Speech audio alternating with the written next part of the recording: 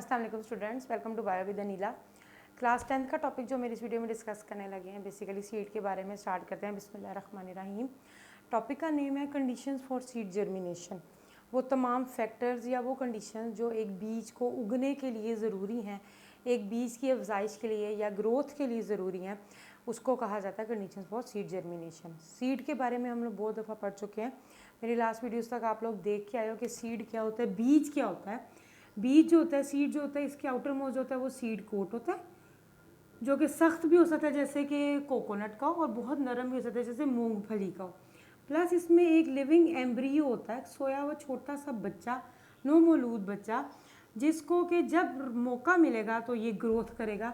और इसको खुराक देने वाला एंडोस्पर्म, वो टिश्यू जो कि इस एम्ब्रियो को ज़िंदा रखता है या खुराक देता है जब तक कि ये एम्ब्रियो को मौका नहीं मिलता कि ये एक पौधे में कन्वर्ट हो जाए। ठीक है जी। तो हमारे पास जो बीज होता है उसको ग्रोथ के लिए दो तरह के फैक्टर्स की ज़रूरत होती है, एक तो इंटरनल फैक्टर्स और एक एक्सटर्नल फैक्टर्स। देखिए बेटा, हमारे पास इंटरनल फैक्टर्स और एक्सटर्नल फैक्टर्स दोनों का होना ज़रूरी है। सब कुछ सही होगा तो एक बीज अच्छे तरीके से ग्रोथ करेगा। इंटरनल फैक्टर में लिविंग एम्ब्रियो आ जाता है। सबसे पहले तो आपके पास ये शर्त होनी चाहिए कि जो एम्ब्रियो है अंदर वो लिविंग है, ज़िंदा है, तभी तो वो ग्रोथ करेगा। अगर वो ही ख़त्म हो चुका है, उसको सही खुराक ही नहीं मिली, तो आप उसने बीज को आपको बो भी दिया आपने पानी के अंदर या मिट्टी में बीज को लगा दिया, तो वो पौधे में कन्वर्ट नहीं होगा। प्लस हमारे पास जो उसकी स्टोर्ड फूड होती है कि इतनी क्या खुराक थी उसके अंदर कि उसने इस एम्ब्रियो को ज़िंदा रखा है। मैं मिसाल चने की देती हूँ। वाइट चना जो आप लोग जिसको चिकपी कहते हैं, चाट वगैरह में खाते हो, वो इसकी एग्जांपल इस वजह से देती हूँ क्योंकि हर बच्चे ने उसको देखा ही हुआ। ठीक है, तो देखिए बेटा कि अगर आप उसको पानी में पूरी रात के लिए भिगो के रखो तो वो देखे कि वो स्वेल हो जाता है, पानी को एब्जॉर्ब करता है, और अगर आप उसको फिर पानी ज़मीन में बो तो वो भी जाता है। तो मतलब बताने का ये मकसद है कि अगर आपने देखना है या कि जो एम्ब्रियो है वो लिविंग है कि नहीं, तो पता है ऐसे चलेगा कि आप उसको पहले तो पूरी रात पानी में भिगो दो, जब ज़मीन में बोगे तो उसमें से नया पौधा अगर तो निकला है, इसका मतलब है कि ये बीज ठीक है। ठीक है, तो इंटरनल फैक्टर्स में एक तो एम्ब्रियो का जिंदा होना, जो छोटा सा बच्चा है जिसने आगे पौधा बनाना है, वही अगर नहीं सही होगा तो फिर और वो स्टोर्ड फूड जो कि उसको मिली हुई है, आया इतनी मिली है कि वो एम्ब्रियो को उसने लिविंग रखा हुआ है, ये इंटरनल कंडीशंस है। एक्सटर्नल कंडीशंस में हमारे पास आ जाता है जी सबसे पहले पानी, वाटर का होना, सेकंड नंबर पे ऑक्सीजन का होना, फिर उसके बाद फेवरेबल टेम्परेचर का होना। अच्छा, ये जो टेम्परेचर वाला जो टॉपिक हम डिस्कस करेंगे, तो बेटा टेम्परेचर वाला टॉपिक तो अक्सर एमसीक्यूज़ में भी आया होता है कि कितना टेम्परेचर जो होता है वो सीड की जर्मिनेशन के लिए चाहिए होता है। सबसे पहले हम वाटर डिस्कस करते हैं। जो भी मैंने चिकपी की बात की, वाटर जो है ये एक्सटर्नल फैक्टर है, और ये क्यों ज़रूरी है बीज के लिए, क्योंकि जैसे चिकपी होता है, चना जो होता है, उसका जो आउटर मोस्ट सीड कोट है वो बहुत हार्ड होता है। कुछ बीजों को पानी में भिगोने की ज़रूरत नहीं पड़ती, मगर कुछ जो सीड्स होते हैं आप उनको मिट्टी में लगाओ या मिट्टी में लगाने से पहले ही उनको थोड़ी देर पानी में भिगो दो ओवरनाइट। वो वाटर को सोक करते हैं, स्वेल होते हैं, उनका सीड कोट जो कि बहुत हार्ड होता है वो नरम होता है, तभी तो एम्ब्रियो को मौका मिलेगा कि वो ग्रोथ करे। अब आप मटर वगैरह के एग्जांपल जहन में रखिए। मटर जो होता है जब आप उसको फ्रिज में रख दो, उसके दाने 2-4 दिनों के में देखा होगा कि उसके अंदर से रेडिकल निकल आता है, क्योंकि उसका सीड कोट बहुत सॉफ्ट है। उसके एम्ब्रियो को ज़रूरत ही नहीं है कि वो सीड कोट को फाड़ के मतलब निकले, कि सीड कोट सॉफ्ट होता है जिसकी वजह से जल्दी से रेडिकल निकल आता है। मगर जैसे ये चना वगैरह होता है, इसको आप पूरी रात भिगोते हो तभी जाकर ये गलते भी हैं, इतनी जल्दी तो ये बॉयल भी नहीं होते। इसका मतलब है कि इनके एम्ब्रियो को इतनी जल्दी ये ग्रोथ नहीं करते जब तक इसका outermost hard seed coat rupture नहीं होता। रप्चर कैसे होगा कि जब आप उसको वाटर में सोक करोगे, वो वाटर को इम्बाइब करेगा। इम्बाइब का मतलब होता है जज़ब करते हैं। जब वो जज़ब कर लेता है तो उसके बाद जो अंदर की खुराक है जो कि एंडोस्पर्म है, वो भी नरम हो जाती है, वो इस एम्ब्रियो को मिलती है।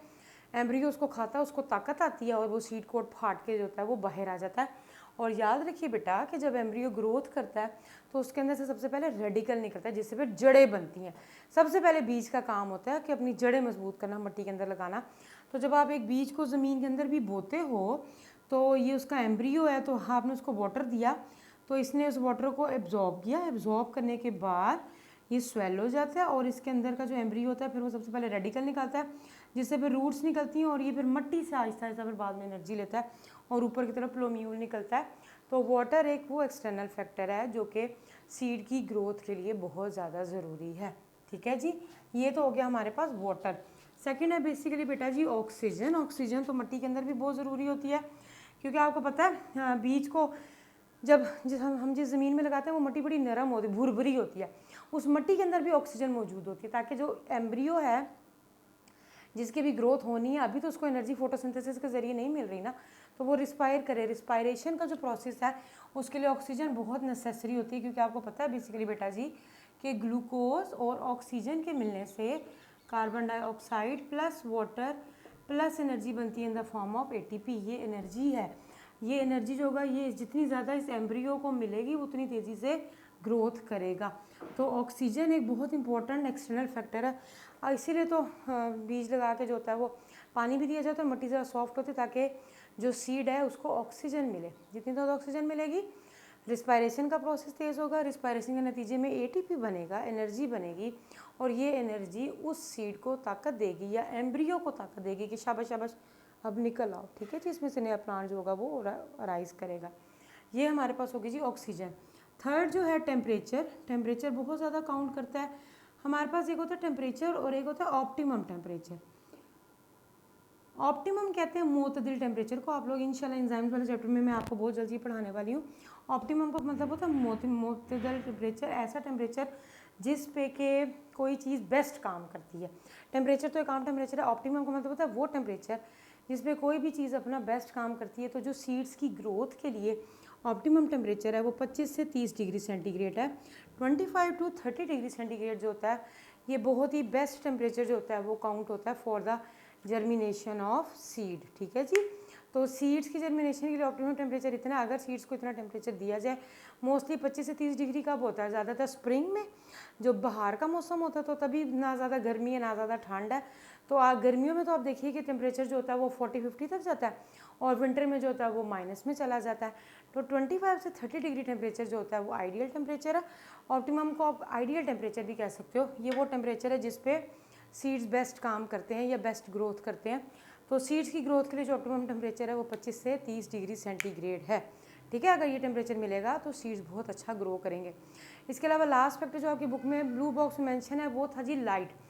कुछ बीजों को लाइट चाहिए होती है ग्रोथ के लिए, इस वजह से उनको थोड़ी देर के लिए धूप में या सनलाइट में रख दिया जाता है ताकि उनको लाइट मिले तो वो जल्दी ग्रोथ करते हैं। मगर कुछ जो सीड्स होते हैं उनकी ग्रोथ रिटार्ड हो जाती है। रिटार्ड का मतलब है कि रुक जाती है अगर उनको लाइट मिले। उनको अंधेरा ही चाहिए होता है, मतलब उनको डायरेक्ट निकाला और ज़मीन में बो दिया, बाहर धूप में नहीं रखते या वैसे नहीं रोशनी का एक्सपोजर उस पर नहीं करते। तो लाइट भी कहीं ना कहीं एक फैक्टर है for the germination of seeds. ये वो फैक्टर्स थे जो कि सीड की जर्मिनेशन के लिए ज़रूरी थे। आई होप कि आप लोगों को आज का टॉपिक समझ आ गया होगा। नेक्स्ट वीडियो तक के लिए अल्लाह हाफिज़, दुआ में याद रखिएगा।